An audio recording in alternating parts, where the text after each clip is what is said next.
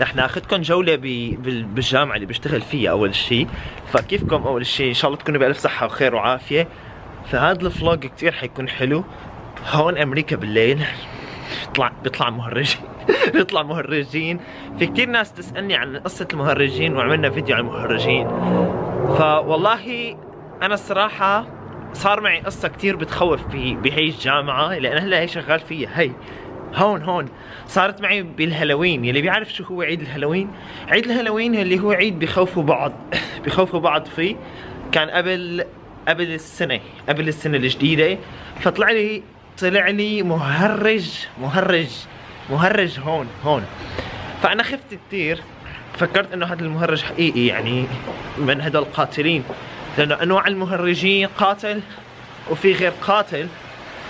بس هلا حاليا خفت قصة المهرجين، فكتروا كتير قصتها. خلينا نورجيكم، بنكمل معكم بالحكي عن المهرجين. شوفوا المقهوة والشو اسمه البحرة. هاي البحرة هلا شو بيقولوا لها للبحرة باللغة الأجنبية؟ بيقولوا لها فاونتين اللي هي النافورة اللي هي بتعطي النوافير. فها هي مثل ما شايفينها. فعصة المهرجين طلع لي مهرج. أنا جدا خفت، يعني نط ورعبني. بس آخر شيء طلع عم يقول لي عن الهالوين، إنه عيد سعيد بالهالوين. هاد قلت له يوتيوب، فعايدني وعطاني كاندي باللغة الأجنبية اللي هي شوكولاتة.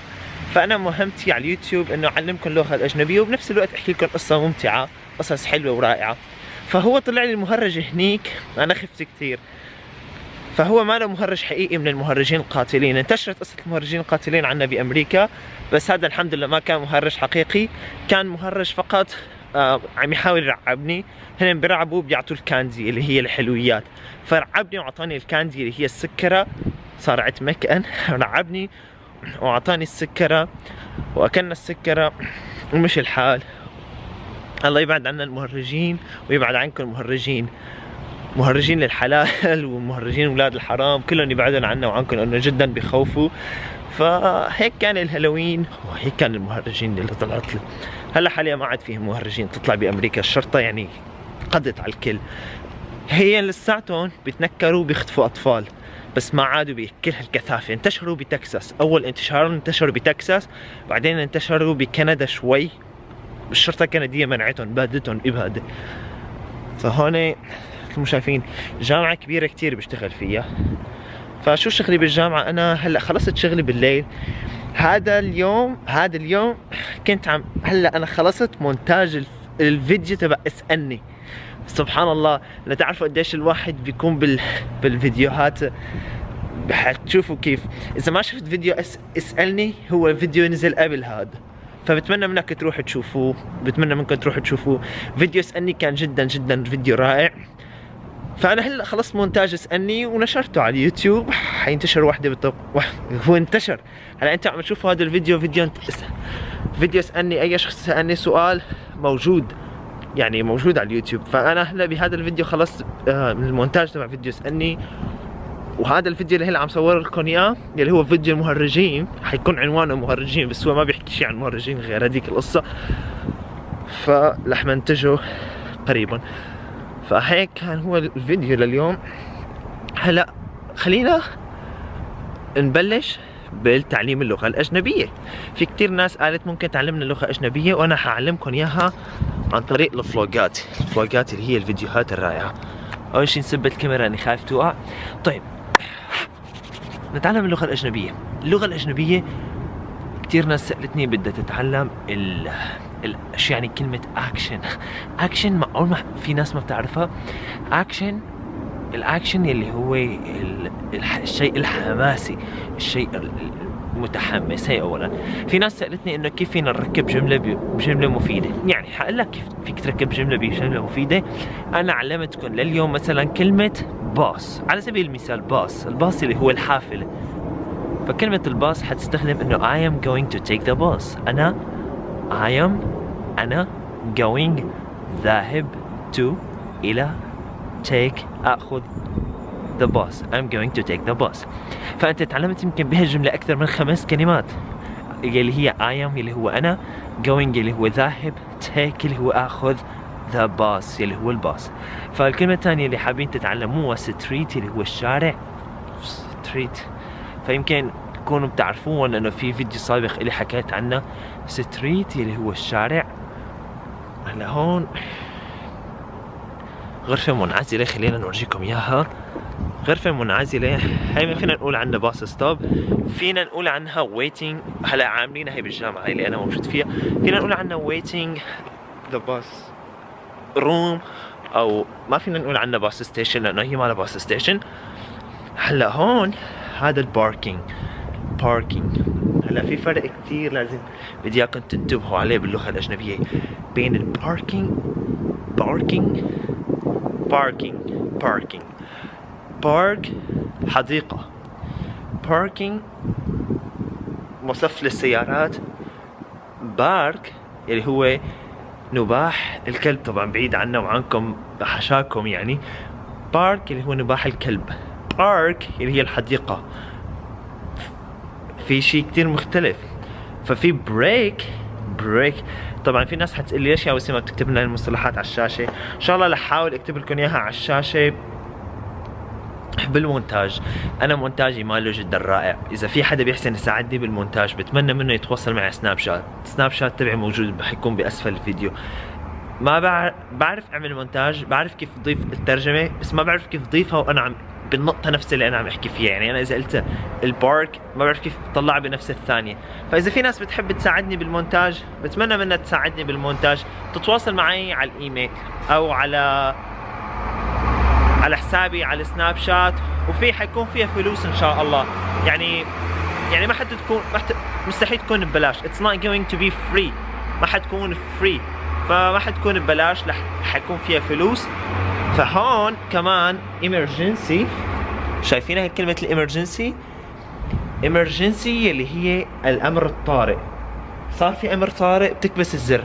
هاي موجودة بامريكا بكل مناطق العامة اللي هي الجامعة، مشافي، فموجود كبسة اسمها emergency، بتكبس الحالة بتتصل لل 911 وبتجيب السكيورتي القريبة بالمكان. انت يعني شفت لاحظت حدا بده يلحقك على السيارة يسرقك يخطفك لا سمح الله، بتكبس الكبسة هي اسمها emergency button.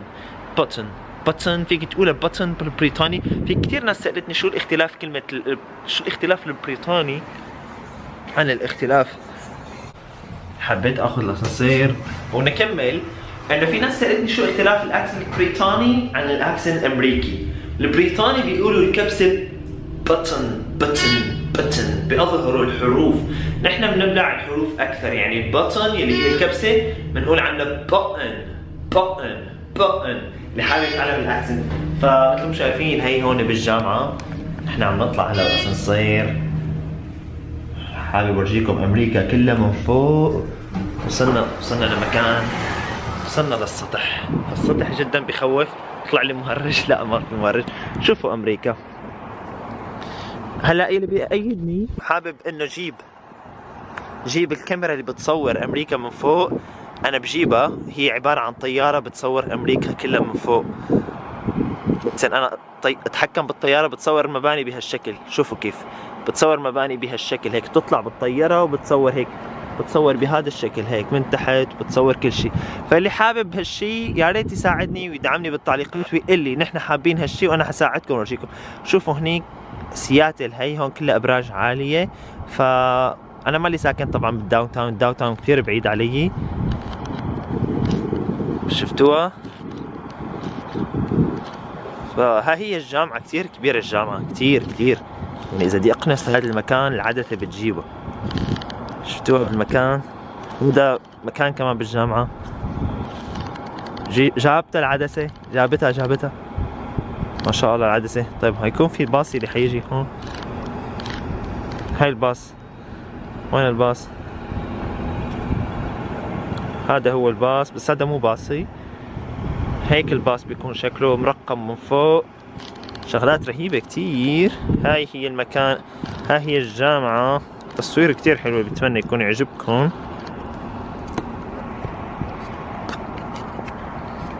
هلا قلت لك حيطلع كبير، انا عارفان هالشي. خلينا نكمل.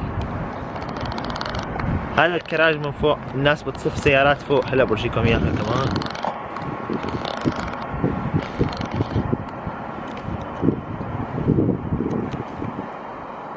شفتوها؟ شوفوا هذا المكان، حدا بيصدق انه الناس بتصف سياراتها فوق؟ كيف بيجي شكل لولبي. هون بيحافظوا على المساحات، يعني طابق طابقين ثلاثة 5 طوابق بيصفوا سيارات فوق، فهو بيجي بشكل لولبي، بيطلع الواحد بالسيارة بيطلع هيك بيصف فوق، فالناس بتصف فوق، في ناس بتصف تحت، في ناس بتصف تحت. نفس المساحة اللي بتخلي مثلا مكان يستوعب 10 سيارات، إذا انبنى 5 طوابق بتستوعب 50 سيارة. يعني في مخ هندسي عم يفكر. فإذا في ناس مهندسين أو بتعرفوا ناس مهندسين حابة تاخذ فكرة للدول العربية، تاخذ الفكرة هي عبارة عن طوابق وبيحاولوا يصفوا فيها ويعملوها طلعة، بيطلعوا بالسيارة وبيصفوا فيها، بيصفوا سياراتهم هون. كلكم شايفين مكان يمكن بيستوعب أكثر من 100 سيارة بالطابق الأول، لأنه هي جامعة فيها آلاف الستودنت والموظفين، الطلاب ستودنت والموظفين اللي هن الامبلوي. بنكبس البقن وننزل. فأمريكا كتير حلوة بالليل، كتير حلوة. كهرباء موجودة، مهرج موجود، مهرج. والله سمعت صوت حركة، سمعت صوت حركة. طيب هعلمكم كلمة.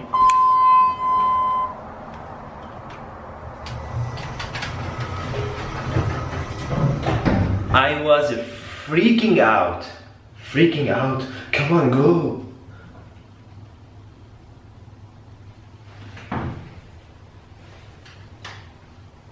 بسم الله. أخيرا الحمد لله هون بأمريكا. ورجيكم شو باخذ معي، يعني هو للأمان والحماية والأمان بالله، بس بياخذ معه هيك شغلات. ما بعرف، بتمنى تقولوا لي إنه هالشي منيح ولا لا. شايفين هذا مسموح بأمريكا. هذا أول شيء هو إضاءة، شايفينها؟ بكبسها بتكهرب جدا، بتكهرب أي شخص حاول يعتدي على الشخص، يعني حاول يسرق أو يضرب أو يذبح. فهون بأمريكا الجرائم منتشرة كتير، فأنا بخليها معي للاحتياط واجب طبعا والأمان بالله. فبخليها معي، إن صار ما صار بنشغلها وبيضرب الواحد بالكهرباء، ما بتأذيه أبدا، بس بتخليه يغيب عن الوعي لفترة إني اتصل بالشرطة. والشرطة ما بتعمل أي شيء مشاكل، حسب هي ممنوعة بولايات ومسموحة بولايات. بولايتي مسموحة. من هون بنكون خلصنا الفيديو لكم وخلصنا هذا الفلوج الصغير. ان شاء الله الفلوج الثاني الفلوج. في ناس تقول ليش تلفظ الفلوج؟ حرف الفاء بلفظها بالعربي فلوج، هي فلوج. فان شاء الله الفلوج الثاني حيكون بشركة سيارات. انتم فيكم تصوتوا اذا حابين الفلوج الثاني يكون بشركة سيارات، بتمنى منكم تعلقوا بتعليقاتكم.